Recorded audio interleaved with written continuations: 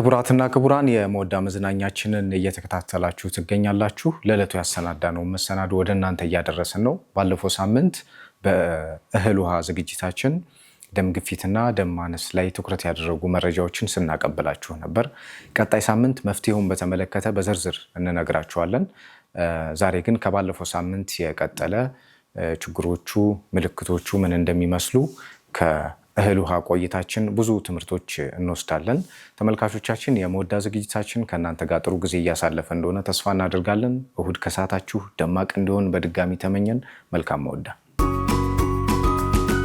በዋነኝነት አንድ ሰው ደም ማነስ አለብኝ ብሎ ቤቱ ላይ ምንም ሆስፒታል ሳይድ ማወቅ ይችላል ማለት ነው። ሄማቶክሪት፣ ሄሞግሎቢን፣ ፌሪቲን፣ አይረን የምንላቸው የመለኪያዎቹ አይነት ናቸው። እኔ ለሷ ደም ሰጥቼ ልጆቹን ማን ያሳድጋሉ? እሷ ብትሞትስ? ተመልካቾች በደንብ መለየት ይፈልጋል። ምልክቶቻቸውን እንዴት እናያለን? አሁን የነገርኳችሁ የተወሰኑት ናቸው። ከኛ ስታፎች ሄደን ያው ብለድ ዶኔት አድርገን ብለድ ግሩፕ አሰርተን ደም ሰጠን። የሚያስፈልገንን የአቅም መጨመር የሚያስተካክልልን ደም ነው።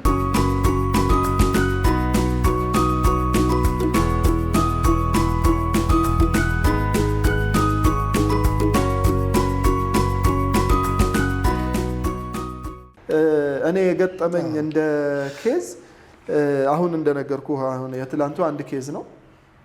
ከዛ ውጪ ግን ህፃን ልጅ ነው፣ የ9 ወር ልጅ የዛሬ አመት ከምናምን አካባቢ በጣም የማስታውሰው ኬዝ ስለሆነ ነው። ከዛ በኋላም በጣም ብዙ ሄሞግሎቢናቸው በጣም ወርደው የመጡ አሉ።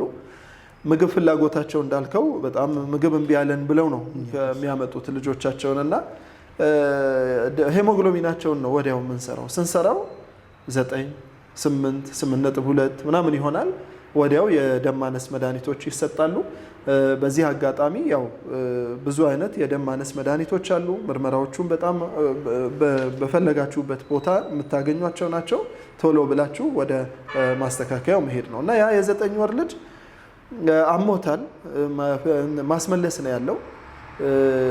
ከዛ ቶንሲል ተብሎ ታክሟል። አጋጣሚ እኔ በገባሁበት ሰዓት እናትየው ይዛው መታ ማስመለሱ አልቆም አለ እና ብላ ነው ያመጣችው። ሳየው ያው የምናያቸው ቦታዎች አሉ አይደል? ፔል ኮንጀክቲቫ እዚህ ስር ከፍተን እናያለን። እነዚህን ጣቶቻቸውን እናያለን። የእግራቸውን ጣት ፐሪፈራል አኒሚያ ካለ እሱን አየን። እግሩን ሳየው ፔል ነው፣ ነጭ ኦልሞስት ነጭ ወረቀት፣ ይሄንን ወረቀት የሚመስል እና ወዲያው ሲቢሲ ላኩት። ስልከው 5.3 ነበር። ያው እየኖረ ነው ግን ሱብሃንአላህ ግን እየኖረ ነው ልጁ እየኖረ ነው። በጣም ሲቪር ነው፣ ከባድ ነው። 9 መንዝ 5.3 ወዲያው ሪፈር አደረኩት። ደም ተሰጠው አልሐምዱሊላህ። ከዛ በኋላ አድጎ ምናምን መጥቷል በቅርብና ይሄ የገጠመኝ እንደዚህ አለ። የዛን ጊዜ የነበረኝ ሌላ ማአት እንደዚህ አይነት ኬዞች አሉ። ትልልቅ ሰዎች ላይ ኦልሞስት ወክ እያረገ የሚመጣ ታካሚ አለ። እኔ የሚገርመኝ ደግሞ ወክ እያረገ መጥቶ ሄሞግሎቢኑ 6 5.3 5.4 ፕላስ ምንም ሌላ የሚታይበት በሽታ የሚመስል ነገር የሌለው እንደዛም ሆኖ ሰው ሳይታወቅ ስለሚቆይ ኻልድ እንዳለው በደንብ ተመልካቾች በደንብ መለየት ይፈልጋል። ምልክቶቻቸውን እንዴት እናያለን? አሁን የነገርኳችሁ የተወሰኑት ናቸው። ሌሎቹን ደግሞ እየቀጠልን የምናነሳቸው ይሆናል ማለት ነው ኢንሻአላህ። ይሄ እንግዲህ እኔ የገጠመኝ ነው። ብዙ እናንሳ ካልን በጣም ብዙ አይነት ይኖራል። ኻልድ የሰራኸው ጂንካ ሆስፒታል ነው። ጂንካ ሆስፒታል ላይ የገጠሙ ይኖራሉ ብዬ አስባለሁ። በደንብ የነበርክበት ቦታ ደግሞ ዲፓርትመንቱም ሴንሲቲቭ ስለሆነ ከአኒሚያ ጋር በደንብ የተገናኘ ነው። እንዴት ነበር የገጠሙ ኬዞች አሉ? ወላሂ ምንድነው ያው እኔ የምሰራበት ማወለጃ ክፍል ነው። ያው ኢመርጀንሲ ሰርጀሪ ላይ ነበር የምሰራው። እንደዚሁ ያው ሪፈራል ሆስፒታል እንደመሆኑ እኛ ያው በሪፈር የመጡት ነው የምናክመው። ስለዚህ እኔ ማዋለጃ ክፍል ላይ ነበርኩኝ። ያው ተጠርቼ መጥቼ እንደዚሁ ሂስትሪ ስወስድ ያጋጠመኝ ነገር አለ። ምንድነው ያጋጠመኝ? ያው ሴትዮዋ ደምታ ነበር የመጣችው። በዚህ ላይ ደግሞ እርግዝና አላት፣ ምጥ ላይ ነበረች። ከዛ ወዲያውኑ የደም ምርመራ ላክንላት። ስናየው ኦልሞስት የሄሞግሎቢን የምንለው 4 አካባቢ ነበርና ስለዚህ ቶሎ የደም መለገስ ያስፈልጋት ነበር እና ምንድነው ያጋጠመኝ በዛ ሰዓት ደም ለመለገስ ባለቤቷን ነው እንዲለግስ እንዳሁኑ እንደ ደም ባንክ ተዘጋጅቶ ወዲያውኑ የምታገኝበት አልነበረም የዛ ጊዜና ደም እንዲሰጥ ጠየቅ ነው ማለት ነው። ከዛ ምንድን ያለን እሱ እንዴ እኔ ለሷ ደም ሰጥቼ እሷ ልጆቹን ማን ያሳድጋሉ? እሷ ብትሞትስ ነው? እኔም እሞታለሁ ደም ሰጥቼ እኔም እሞታለሁ እሷም መሞቷ አይቀርም አለን ማለት ነው። ከዛ በኋላ ያው ምንድነው ይሄን ያነሳውበት ነገር ሐኪሙ የዛ ሰዓት ባል አልሰጠም እና ላይ አልሰጠም አልተንም። ከኛ ስታፎች ሄደን ያው ብለድ ዶኔት አድርገን ብለድ ግሩፕ አሰርተን ደም ሰጠን። ሰትየዋን ህይወቷንም ሴቭ ማድረግ ተችሏል። እና እንደኔ አሁን ይሄን ላነሳ የቻልኩበት ምክንያት ምንድነው ያው በአሁኑ ሰዓት የደም እጥረት አለና እንደ ሚንበር ቲቪም የደም ልገሳ ፕሮግራም ብናዘጋጅና ከዚህ ጋር ተነሳስቶ የምትለው ነገር ካለ እስቲ ኢንሻአላህ። ምንድነው እንደዚህ ነገሮች አጋጣሚዎች ነበሩ በእኛ ጊዜ ለመስጠት ደም በጣም አስቸጋሪ ነበረ። አሁን ሪሰንትሊ ደግሞ ያው በእኛም እዚህ በምንሰራውም በስታፉም የደም ልገሳ ቢሮ ደግሞ በጣም ሳፖርት ያደርጋላለሁ።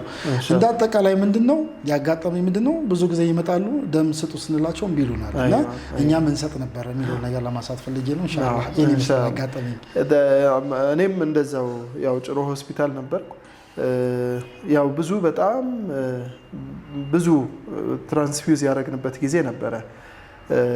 ደም የለገስንበት እናት ልትወልድ መታ እንዳልከው ወይ ወንድም በጣም ታሞ ደም የሚያስፈልገው ከቀዶ ጥገና በኋላ ብዙ ደም ለቀዶ ጥገናውም ራሱ ደም የሚያስፈልገው እዚህ ላይ በጣም ጥሩ ሰርጅን ዶክተር መሐመድ ዩሱፍ ጭሮ ሆስፒታል ላይ በጣም ላደንቀው የምፈልገው ምናልባት የጅንካ ሆስፒታል የነበሩትም ስታፎች በጣም ያው ዲቮትድ ነበሩ እስከምን ድረስ ነው ያደረስከኝ ራሳቸው መስዋዕት አድርገው ለታካሚው ሲሉ ማለት ነውና እኛም ጋር እንደዛ ነበረ።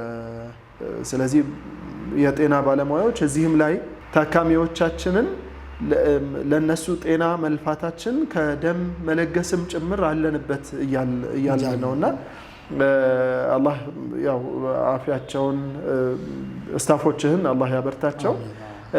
እኛም ጋር እንደዛ ነበረ ጭሮ ሆስፒታል ላይ የሚገጥሙን እንደዚህ አይነት ነገሮች ነበሩ። ስጥ ተብሎ እምቢ ያለ ስጥ ተብሎ ሰጥቶ ከሰጠን መስጠት ጀምረን ሁሉ የሞተብን ታካሚ ማስታወሳቸው እንደዚህ አይነት ኬዞች ነበሩ። ኦልሞስት 5-10 ኢሜል አልሄደም እና እንደዛ አይነት የገጠሙን ነገሮች ነበሩ። አልሙሂም ያው ደም መለገስ ሰደቃም ስለሚሆን በዚህ አጋጣሚ የደም እጥረት እየተከሰተ በብዙ ቦታ እየተከሰተም ስለሚሆን በቻልነው መጠን ሰደቃችንን ደማችንን ሰደቃ ብንሰጥ የተሻለ ይሆናል። እንዳነሳኸውም እንደ ሚንበር ደግሞ አላህ ካለ ከሚመለከታቸው ጋር ተነጋግረን አንድ የደም ልገሳ ፕሮግራም እናደርጋለን። ለዚህ ደግሞ ኻሊድም እኔም ዝግጁ ነን በዚህ አጋጣሚ ኢንሻአላህ። ስለዚህ ከፕሮግራማችን ሳንወጣ ኢንሻአላህ ደም ማነስ የተለያዩ ክፍሎች አሉት። ደም ማነስን ስንከፋፍለው የተለያዩ የምንከፍልበት መንገድም አለ። ለምሳሌ በሄሞግሎቢን ተነስተን የምንከፍለው አከፋፈል አለ፣ በላቦራቶሪ ምርመራዎች ተነስተን ማለት ነው። ሌሎችም ደግሞ የምንከፍልበት መንገዶች ይኖራሉ። ከሄሞግሎቢን ተነስተን ደም ማነስን እንዴት ነው የምንከፍለው? በስንት እንከፍለዋለን? እሱን ደግሞ የተወሰነ ማብራሪያ ስጠን ኢንሻአላህ። መርሐባ። ማለትም ያው ደም ማነስ ያው አንድ ሰው ደም ማነስ አለበት የለበትም የሚለው በደም ምርመራ ነው። ያን የደም ምርመራ ደግሞ ያው አንድ ሐኪም አዞለት ሄሞግሎቢኑ ምን ያህል ነው የሚለውን ነገር በአራት ደረጃ እናያቸዋለን። የመጀመሪያው ማይልድ ወይም ቀለል ያለ ምንለው ሄሞግሎቢኑ ከ10 እስከ 11.9 ከሆነ ያ ማለት አነስተኛ ያለች ወይም ቀለል ያለ የደም ማነስ አለበት። ያ ደግሞ በምግብ የሚታከም ነው ሙስሊም የሚሆነው ማለት ነው። የደሙን 10% ቀንሶ ማለት ነው።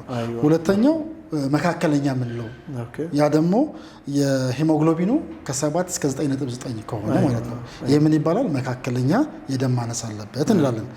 ሶስተኛው ከባድ ምንለው አንድ ሰው የደም ሄሞግሎቢኑ ተመርምሮ ከ7 በታች ከሆነ ከባድ እንላለን። በጣም ደግሞ አራተኛ ደረጃ ደግሞ አለው እጅግ ከባድ በጣም የዛ ጊዜ ነው ብዙ ችግሮች የሚከሰቱ። ያ ደግሞ ከ5 በታች ሲሆን እነዚህን ክላሲፊኬሽን ወይ ደግሞ እነዚህን መጠኖችን አይተን ይህ ሰውዬ ደም ያስፈልገዋል ወይስ በመድኃኒት ይታከማል ወይስ ደግሞ በምግብ ይታከማል የሚለውን ነገር ከዚህ ተነስተን ሪዛልቱን በዚህ እንወስናለን ማለት ነው። ኢንሻአላህ የመጨረሻ ነጥብ ኢንሻአላህ ቀጣዮቹን ደግሞ በሚቀጥለው ሳምንት የምንመለስበት ይሆናል ኢንሻአላህ። ከደም ማነስ ጋር የተያያዘው ፕሮግራማችንን ከማጠቃለላችን በፊት ኢንሻአላህ 1-2 ነጥቦችን አንስተን እንዘጋለን ኢንሻአላህ። ደም ማነስን ማንሳት ለምን ያስፈልገ? ደም የሁሉም የሰውነታችን ክፍል ዋናው መንቀሳቀሻው ደም ነው። ደም ኦክሲጅንን ተሸክሞ ስለሚሄድ የሚያስፈልገንን የአቅም መጨመር የሚያስተካክልልን ደም ነው። ደም ባነሰን ቁጥር ኦክሲጅናችን ይቀንሳል። በዚህም ምክንያት ደግሞ የሚሰራውን ስራ እያንዳንዱ ኦርጋን ልባችን፣ ኩላሊታችን፣ ጣፊያ፣ ጉበታችን፣ አንጎላችን እያንዳንዱ የሰውነታችን ክፍል ደም ሲያንስበት እየቀነሰ ስራውን እየቀነሰ ይሄዳል።